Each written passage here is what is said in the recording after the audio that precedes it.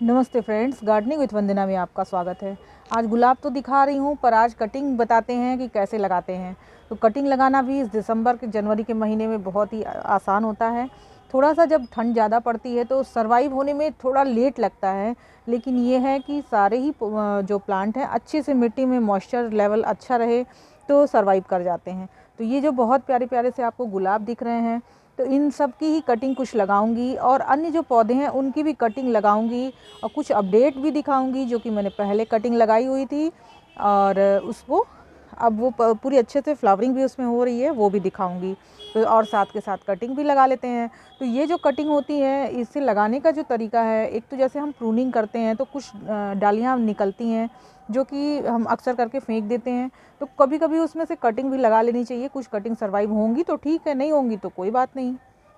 तो कटिंग लगाने में आपको ज़्यादा जोर देने की ज़रूरत नहीं है कि ये एकदम बिल्कुल पर्टिकुलर एक कटिंग लगाई और बार बार उसको देखते रहें कि कटिंग चल रही है या नहीं चल रही है। ऐसा बिल्कुल भी नहीं करना है। एक साथ आप बहुत ढेर सारी कटिंग लगाएं तो कुछ कटिंग चलेंगी और कुछ नहीं चलेंगी, तो आपको ज़्यादा बुरा नहीं लगेगा कि अरे मेरी कटिंग तो नहीं लगी।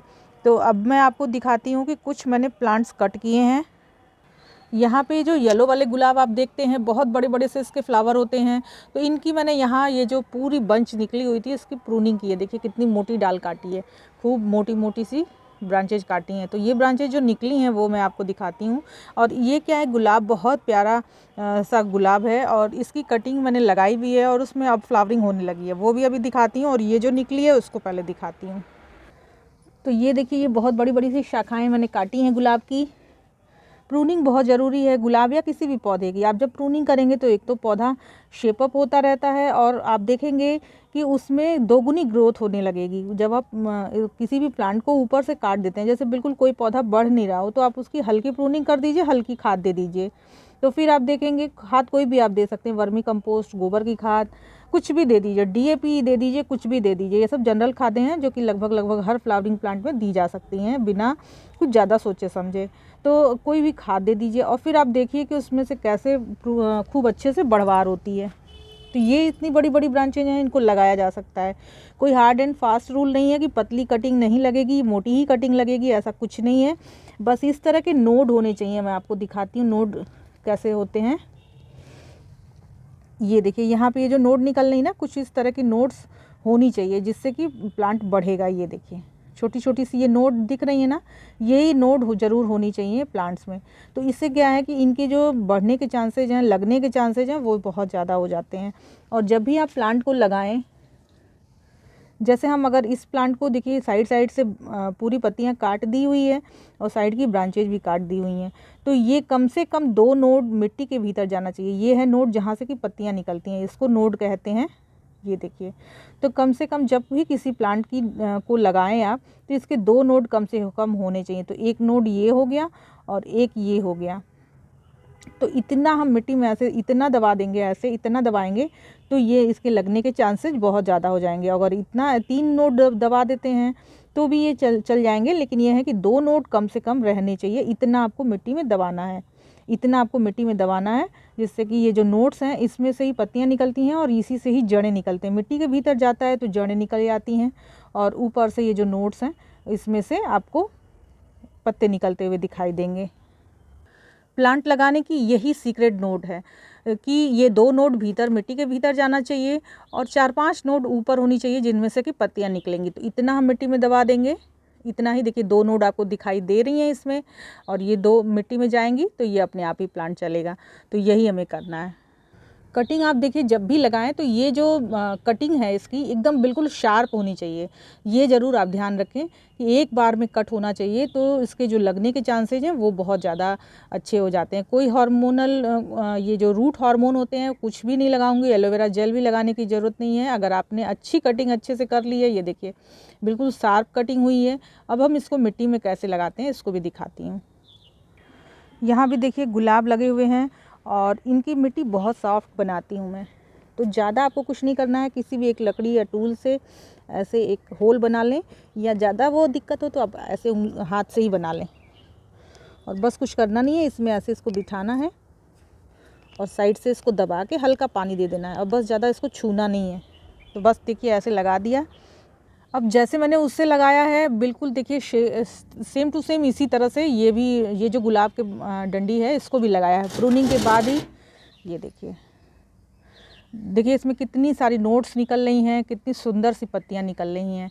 और ये बिल्कुल वैसे ही मैंने लगाया है, गुलाब का ही ये पौधा है। ये शायद मिनिएचर गुलाब है या याद नहीं है कौन से गुलाब की कलम लगाई है मैंने, लेकिन ये है कि ये देखिए इसमें कितनी सुंदर पत्तियां निकलनी शुरू हो गई हैं।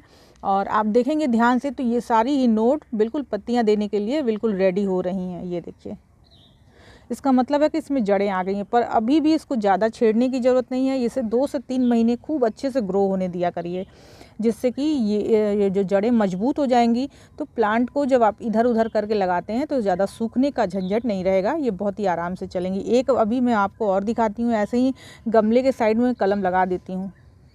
ये देखिए, ये अमरूद का एक पौधा है, इसमें भी मैंने कलम लगाई हुई हैं 2-3, और ये भी देखिए बिल्कुल नोट देने के लिए तैयार हैं। ये एक प्लांट मेरा ख़राब हो गया था गुलाब का, उसी की कटिंग है ये। तो अगर ये सर्वाइव हो जाएंगी तो बहुत ही अच्छी बात है। वैसे पत्तियां तो देखिए निकलनी शुरू हो गई हैं, ये देखिए। और 1-2 गुलाब ये इधर भी लगाए हुए हैं। तो ये मेच्योर जो डालियाँ हैं ये बहुत ज़्यादा मेच्योर हैं, तो हो सकता है कि थोड़ी लेट में इसमें पत्तियाँ आएँ। ये देखिए इसमें तो आनी शुरू हो गई हैं। ये वाला जो आपको दिख रहा है, ये देखिए। अब मैं आपको ये वाला गुलाब दिखाती हूँ। देखिए इसकी फ्लावरिंग कितनी सुंदर है। ये 10 इंच के गमले में लगा हुआ प्लांट है और ये कटिंग से ही उगाया हुआ है। लगभग 1 साल के बाद इसमें फ्लावरिंग हुई है। ये देखिए, जो अभी मैंने फूल काटे हैं उसी की ये ब्रांच से उगा हुआ ये प्लांट है। और बड़ी खुश हूँ मैं, तब से कटिंग ज़्यादा ही लगा रही हूँ कि मेरे यहाँ गुलाब ही गुलाब हो जाएंगे, एक ही तरह के बहुत ढेर सारे गुलाब। तो बहुत सारे लोग गुलाब का पौधा मांगते हैं, तो मैं उन्हें दे पाऊँगी। तो ये देखिए इसमें कितनी सुंदर सी बिल्कुल सेम टू सेम ऐसे ही फ्लावर आए हुए हैं, बस ये है कि थोड़ा पुराना हो गया है ये। और इसकी देखिए, ये देखिए एक नई कली फिर लगी हुई है, यानी कि इसमें फूल आ रहे हैं। येलो वाला जो गुलाब है इसमें ब्लाइंड शूट बहुत आते हैं मेरे यहाँ।